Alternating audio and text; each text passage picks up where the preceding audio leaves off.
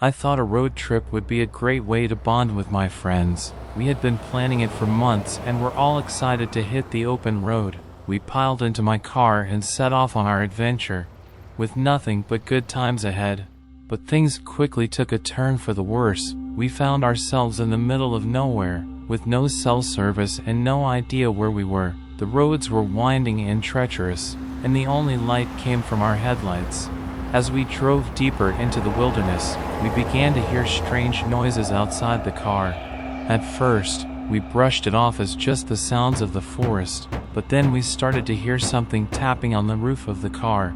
We were all too scared to look, but eventually, one of my friends peeked out the window. What he saw made him turn white as a sheet. There was a figure on top of the car, crawling towards the windshield. We all started to panic, screaming and shouting as we tried to shake the figure loose, but it held on tight, its eyes fixed on us with a cold, dead stare. Suddenly, the figure leapt off the car and disappeared into the darkness. We all breathed a sigh of relief, thinking the worst was over, but we were wrong. As we continued down the road, we saw more and more figures lurking in the shadows. They seemed to be following us, their eyes glowing in the darkness. We tried to outrun them, but they kept pace with us, their long, spindly limbs reaching out towards the car.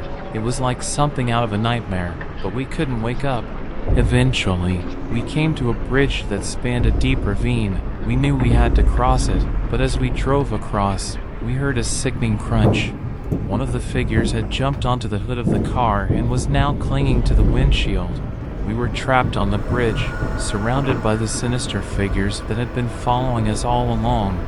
The air was thick with whispers and the stench of decay. The figures closed in on us, their cold fingers reaching out to touch us.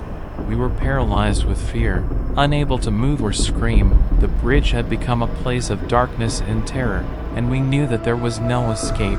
As the figures closed in on us, we realized that we had stumbled into something far more sinister than we could have ever imagined. Our road trip from hell had turned into a nightmare, and we were trapped in its grip forever.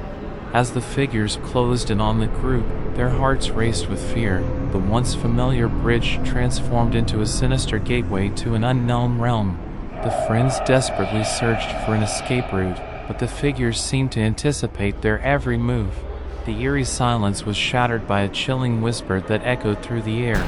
It was a voice filled with malice and despair. "There is no escape," it hissed, causing a shiver to run down their spines. The figures advanced, their featureless faces and elongated limbs now visible in the faint moonlight. Panic consumed the friends as they realized they were trapped in a nightmarish loop. No matter how far they ran, the bridge seemed to stretch endlessly, leading them back to the same horrifying scene. Each time they attempted to flee, the figures grew closer, their presence suffocating. Determined not to succumb to the darkness, the group gathered their waning courage. They knew they had to confront the source of this nightmare. Whatever it may be, with trembling hands and racing hearts, they ventured deeper into the nightmarish bridge. As they moved forward, the whispers grew louder, filling their minds with haunting thoughts and unsettling images. Shadows danced and twisted around them, distorting reality. It felt as though the bridge itself was alive, feeding on their fears and doubts. Suddenly, a figure emerged from the darkness. It was different from the rest, radiating an aura of both malevolence and sorrow. Its eyes glowed with an otherworldly light as it silently beckoned the friends to follow. Driven by a mix of curiosity and desperation, they cautiously followed the figure. With each step, the bridge creaked and groaned beneath them, as if protesting their presence. The air grew colder, and their breath formed ghostly plumes in the night. Finally, the figure led them to a desolate clearing at the center of the bridge. The moon's pale light illuminated a decrepit altar surrounded by twisted, thorny vines. The figure pointed at the altar, its voice a mere whisper, "Release us from this eternal torment." Confused and afraid, the friends hesitated, but as the figures closed in on them once more, their choice became clear. With trembling hands, they mustered their strength and began to unravel the vines that ensnared the altar.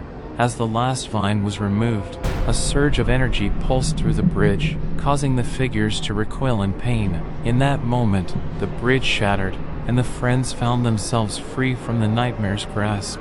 Gasping for breath, they looked around, realizing they were back in the familiar world.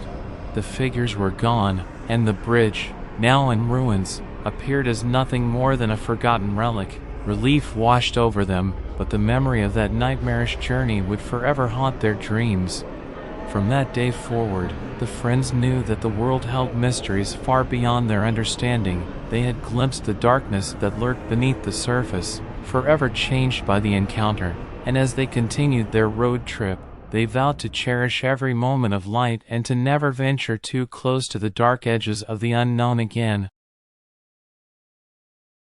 I still shudder at the memory of that fateful road trip. It started innocently enough, with the promise of adventure and the allure of open highways, but what we encountered was far from ordinary, far from what anyone could ever expect on a road trip.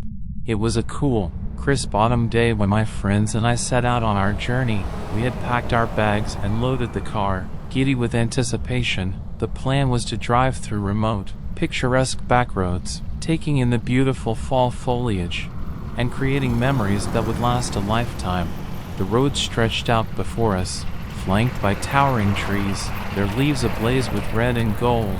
The air was tinged with the sweet scent of decaying leaves, and the sun played peekaboo through the branches above. It was the kind of setting that was supposed to evoke tranquility, not the unsettling unease that was soon to grip us. As we ventured deeper into the heart of the wilderness, the road became progressively narrower. The GPS, displaying our location as a blinking blue dot on a winding line, seemed less sure of our route, but we laughed off our minor concerns, convincing ourselves that the GPS was just being fussy. We should have heeded its warning. Hours passed, and the sun began to dip below the horizon. The tranquility of the forest gave way to an eerie, oppressive silence. An unsettling feeling gnawed at the edges of our consciousness. We tried to distract ourselves with music and idle conversation, but it was as if the very forest was closing in around us. Soon, we noticed a series of crude, hand-painted signs nailed to trees by the roadside. The letters were jagged and barely legible, spelling out ominous phrases like "Turn back now and you're not alone." At first, we laughed them off as a prank, thinking that some locals were having a laugh at the expense of city slickers. But then, our laughter faded as the signs grew more menacing. "No way out, they're watching," and "Beware the woods" were amongst the sinister messages that lined our path. A growing sense of foreboding gripped us, and we could no longer deny that something was terribly wrong. We decided to heed one piece of advice. We tried to turn back, but as we reversed, the road seemed to stretch on endlessly, and the surroundings became increasingly unfamiliar. It was as if the forest was actively conspiring against us, distorting our reality and swallowing us whole. Panic set in as the sky darkened. The trees cast long, sinister shadows that seemed to reach out for us, and strange noises echoed through the woods, whispers that weren't carried by the wind, but rather emanated from the very trees themselves. I couldn't tell if the voices were real or merely hallucinations born of our fear.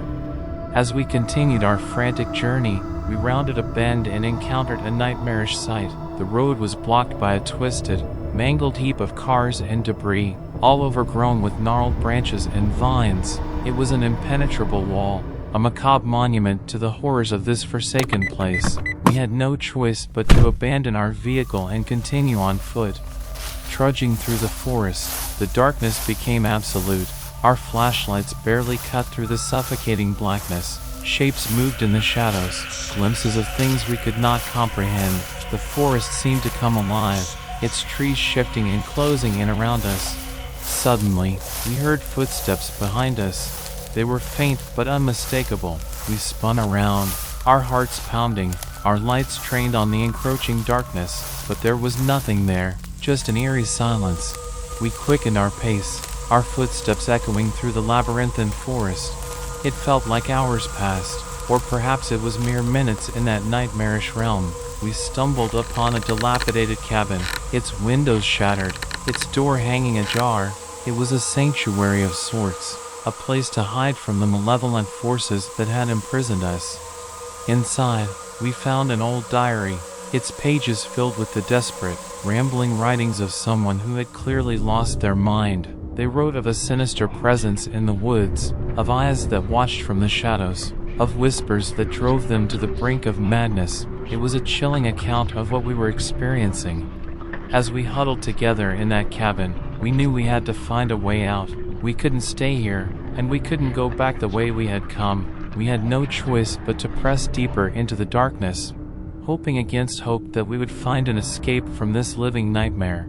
The horror of that road trip still haunts me. I don't know if we ever truly escaped that accursed forest or if it still waits, lurking, for the next unsuspecting traveler to stumble into its clutches. All I know is that I will never forget the signs, the whispers, and the unending dread that I felt on that long-forgotten road trip through the heart of a nightmare.